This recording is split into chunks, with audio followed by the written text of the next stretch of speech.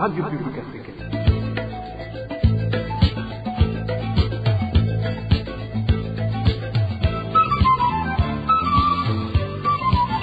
Radio Publique Africaine.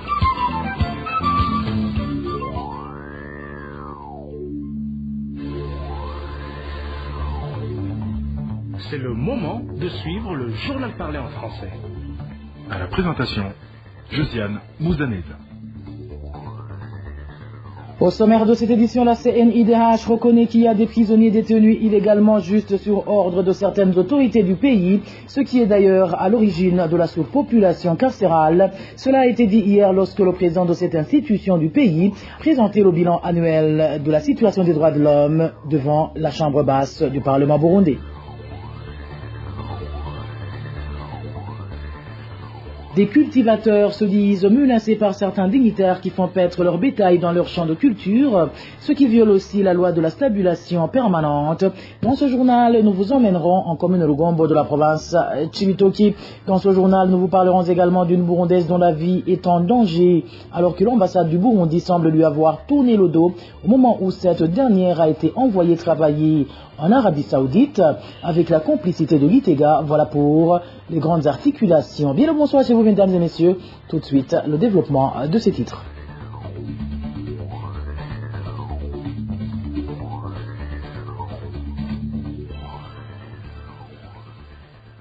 Bonsoir. Ouvrons ce journal par la page sécuritaire où une jeune fille a été tuée après avoir été abusée sexuellement. Cela s'est passé hier au quartier Magarama situé au chef-lieu de la province d'Itega. Selon des informations en provenance de cette localité, l'auteur de ce crime a par après décapité sa victime. Emmanuel Ndaishimi. Cette jeune fille tuée ce mercredi est connue sous le nom de Josiane Niyonkuru. Elle habitait au niveau de la localité dénommée Gahera, située au quartier Magarama. Des informations en provenance de cette localité révèlent que la victime a été sauvagement tuée par un certain Edouard Hagabimana. Cet habitant de la localité témoigne. Les faits se sont déroulés au niveau de la localité dénommée Gahera, située au quartier Magarama, en bas de l'aérodrome. L'auteur du crime, le nommé Edouard Hagabimana, a téléphoné la victime pour qu'elle se joigne à lui à son domicile. Actuellement, Hagabimana vivait seul après une séparation avec sa femme. Il l'a donc violée et après avoir terminé son acte ignoble, il l'a décapité. Il a par la suite pris son cadavre et est parti le jeter dans une brousse dénommée Kwakidongwe. L'autre source révèle que le nommé Edouard Hagabimana a vite opté d'aller se cacher chez son grand frère après avoir commis son crime. Ceux qui ont vu le cadavre de la jeune fille l'ont reconnu grâce à sa tête décapitée. Le nommé Hagabimana est parti donc se cacher chez son grand frère. Ce dernier a alerté le chef de quartier après avoir pris connaissance du crime que son frère venait de commettre. Le chef du quartier a quant à lui alerté la police. Edouard Hagabimana, auteur de l'assassinat de la jeune fille Josiane Niyonkuru, est actuellement incarcéré au cachot de la commissariat de Gitega. Emmanuel Ndaishimi de la sécurité passant sans transition à la page droits de l'homme où la Commission nationale indépendante des droits de l'homme au Burundi CNIDH en sigle affirme que plusieurs cachots sont surpeuplés. Cela a été déclaré ce mercredi 29 janvier 2025 par le président de la CNIDH lors de la présentation du rapport annuel de 2024 de cette institution devant l'Assemblée nationale. Sixte Vignini-Mouraba a souligné que le retard dans l'envoi des détenus dans les prisons centrales est l'une des causes de la surpopulation carcérale observée dans les différents cachots du pays. Suivez Sixte Vignini-Mouraba, il est le président de la CNIDH.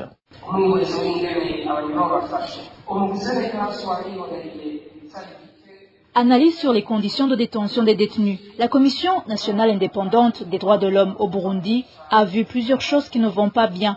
Actuellement, plusieurs cachots sont pleins de détenus. Il n'y a pas d'eau dans les latrines de plusieurs cachots, ce qui fait qu'il y a un manque d'hygiène. Un nouveau détenu doit payer l'argent appelé l'argent d'une bougie. S'il n'en paye pas, il n'a pas le droit de manger.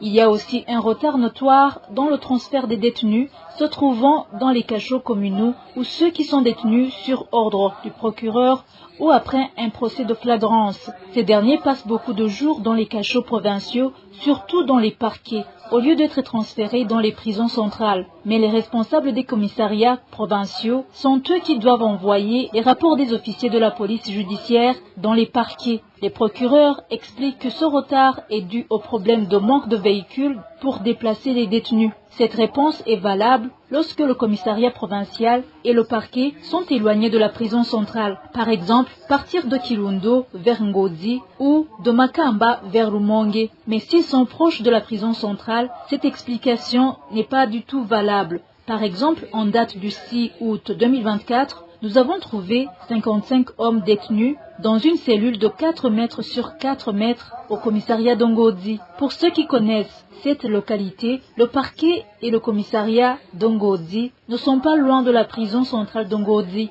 C'est pourquoi la CNIDH, nous conseillons aux procureurs d'avoir toujours à cœur les conditions carcérales des détenus afin qu'ils puissent travailler ensemble avec les autorités administratives et policières pour assurer le transfert des détenus sans tarder.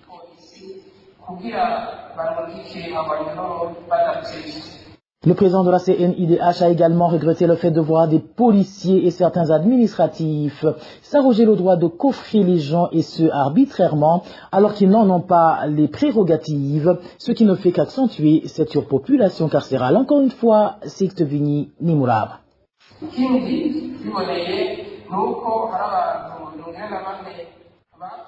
Une autre chose que nous avons remarqué, c'est qu'il y a 44 personnes qui ont été incarcérées par les chefs de poste de police et 23 autres qui ont été mises au cachot par des autorités locales alors qu'ils n'ont pas cette prérogative. Nous avons aussi constaté qu'il y a des enfants qui n'ont pas l'âge d'être mis en détention, c'est-à-dire 15 ans. Les femmes qui sont enceintes de plus de 6 mois et celles qui ont des nourrissons de moins de 6 mois qui sont incarcérées sans que le procureur de la République ait donné son accord. Il y a d'autres détenus qui sont incarcérés en ayant les menottes sur les mains. Il y a également des enfants ayant entre 15 et 18 ans qui sont détenus dans les cachots de police au lieu d'être transférés dans les centres de rééducation et 6 autres qui sont détenus pour motif de non-remboursement d'argent.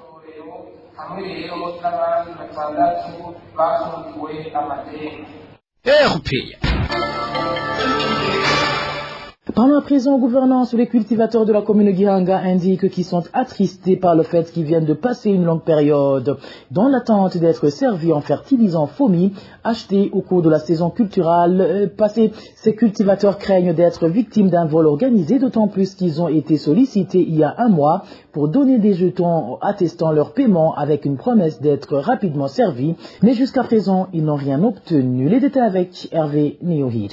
Ceux qui se sont entretenus avec la RPA en commune de Gihanga de la province de Bubanza indiquent qu'ils viennent de totaliser un mois dans l'attente d'être servis de fertilisants commandés l'année dernière. Ces cultivateurs font savoir qu'ils avaient espéré d'obtenir les fertilisants, mais que leur espoir commence à disparaître. Ici, ils expliquent qu'ils ont été sollicités par les distributeurs qui les ont demandé de remettre les jetons de paiement afin d'obtenir le prix leurs fertilisants. On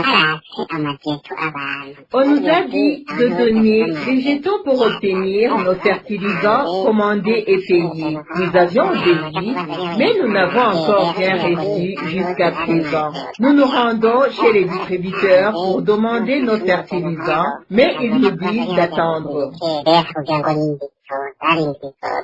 La situation se présente ici alors que le ministère de l'Agriculture avait déclaré dans un communiqué sorti en date du 13 janvier 2025 à travers lequel il invitait les cultivateurs à payer des avances pour les fertilisants de la saison culturelle B que les cultivateurs qui attendaient et toujours d'être régularisés de leurs fertilisants doivent continuer de leur demander auprès des distributeurs agréés. Actuellement, ces cultivateurs agriculteurs qui ne cachent pas leur inquiétude quant au vol dont ils auraient subi, révèlent qu'ils ne comprennent pas ce qui pousse le ministère de l'Agriculture à demander des avances pour d'autres fertilisants alors qu'il n'a pas encore terminé de les régulariser. Si un distributeur te dit de lui rendre un ghetto, tu le donnes tout en espérant que tu vas être servi. Nous ne comprenons pas comment les cultivateurs vont être servis des fertilisants pour la saison B alors qu'ils attendent d'être régularisés des fertilisants pour la saison A. La rédaction de la RPA n'appelle ici à joindre Léopold Ndaïsawa, administrateur de la commune de Gihanga, de même que Prosper Dodiko, ministre de l'Agriculture, pour recueillir leurs réactions. Merci à toi Hervé Niyouhil. Et je vous le disais en titre, la stabulation permanente n'a pas été respectée par tous les éleveurs de la province Tibitoke, d'autant plus qu'il se remarque ceux qui font toujours sortir leur bétail des étables pour chercher le pâturage. Actuellement, les agriculteurs de la commune de Lugombo s'insurgent contre les pratiques des bergers de bétail appartenant à certains dignitaires originaires de la province Tibitoke qui laissent ces bétails broutés dans leurs champs. C'est un reportage signé Walter Kwizera.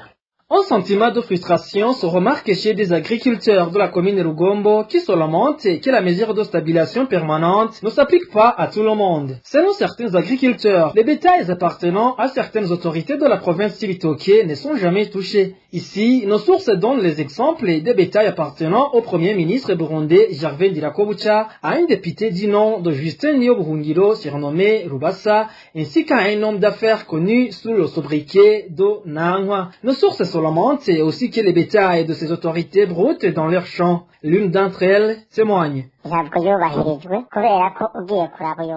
La stabilisation permanente n'a pas été respectée par tous, et ceci du fait que certaines vaches et chèvres broutent dans les champs de la population au niveau de différentes collines. Au moment où la mesure de stabilisation concernait tous les éleveurs, les bétails de certaines autorités n'ont pas cessé de sortir de leur étable et de brouter dans les champs des citoyens. Et pourtant, quand un chèvre d'un citoyen lambda sort de l'étable, il est conduit au bureau communal et le propriétaire est obligé de payer des amendes et parfois il y a risque de perdre complètement la chèvre ou la vache, ce qui n'est pas le cas pour les bétails appartenant à des autorités. Donc la stabilisation permanente n'a pas été respectée car les vaches des autorités circulent toujours sur les collines et personne ne peut les empêcher ni même porter plainte. De plus, les mêmes citoyens demandent au gouvernement d'appliquer la mesure de stabilisation à tout le monde sans distinction aucune. Pour un citoyen lambda, même quand son chèvre se détache de la corde où elle est attachée, il est amené directement au bureau communal. Les bétails des autorités broutent dans nos champs aux yeux de tous et nous n'avons aucune assistance. Nous sommes là et ne savons pas à quel sein se vouer comme des orphelins. Nous demandons au gouvernement qu'en cas d'une prise de décision qui s'applique à tous sans exception aucune. Il ne faut pas que certaines personnes restent intouchables et abusent de leur pouvoir. Tout cela du fait que nous ne pouvons rien faire. La rédaction de la RPA n'a pas encore réussi à joindre par téléphone l'administrateur de la commune de Lugombo, de même que le gouverneur de la province de Tibitoke pour recueillir leurs réactions. Merci à toi Walter Kwizera. En page société, les habitants de la 13e avenue du quartier Milango 2, situé en zone Kamenge de la mairie de Bujumbura, se lamentent du manque d'eau qui s'y observe. Ces habitants demandent à la Régie des eaux de trouver une solution à cette problématique qui vient de durer 3 semaines. Les détails avec Balthazar Mivour. Les habitants de la 13e avenue du quartier Milango 2, situé en zone de Kamenge, arrêtent qu'ils sont confrontés à une manque criante d'eau potable dans leur ménage. Un d'entre eux indique qu'ils étaient habitués à être approvisionnés vers la fin de la semaine, mais que depuis 3 semaines, les robinets sont à sec. On était habitué qu'on nous donne de l'eau durant le week-end, mais actuellement, nous venons de passer 3 semaines sans obtenir de l'eau. Ces habitants font savoir également qu'ils avaient payé la Régie des eaux pour qu'elle leur donne de l'eau dans les robinets, mais que la situation dont ils font face actuellement rend difficile leur vie quotidienne. Au cours de ces 3 dernières semaines, nous sommes obligés d'acheter de l'eau. Cette situation nous fatigue franchement. On avait payé de l'argent à la régie des eaux pour que l'eau nous atteigne dans nos ménages, mais on vit une situation difficile. Ces habitants de la 13e avenue du quartier Mirangode au nord de la ville de Bujumbura exhortent à la régie des eaux de leur servir l'eau autant que leurs voisins. La rédaction de la RPA n'a pas pu joindre par téléphone le responsable de la régie des eaux pour recueillir leurs réactions.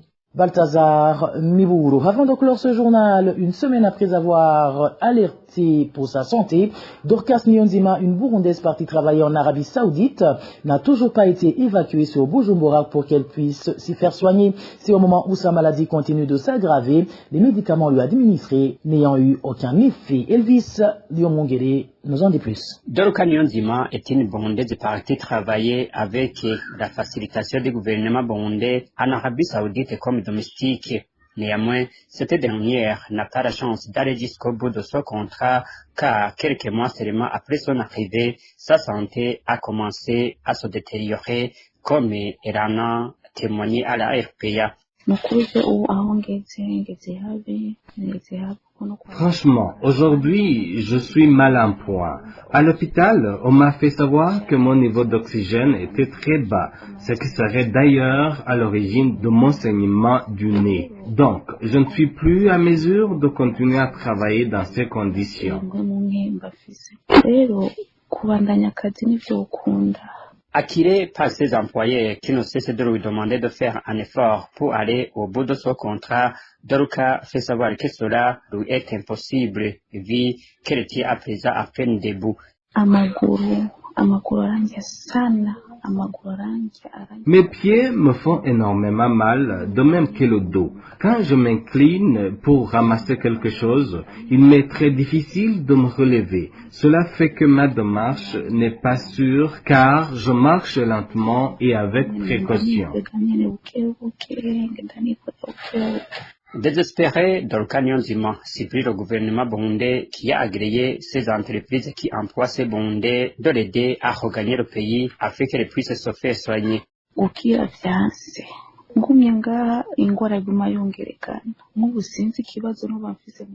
Ma guérison n'est pas si évidente que ça. Rester ici ne fait qu'aggraver mon état sanitaire.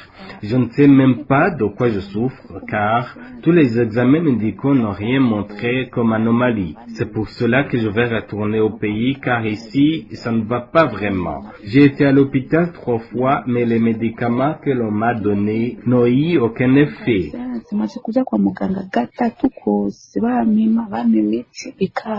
Il y a une semaine, l'ambassade du Burundi en Arabie Saoudite avait promis de prendre en main Soka Mezambe, dossier à suivre.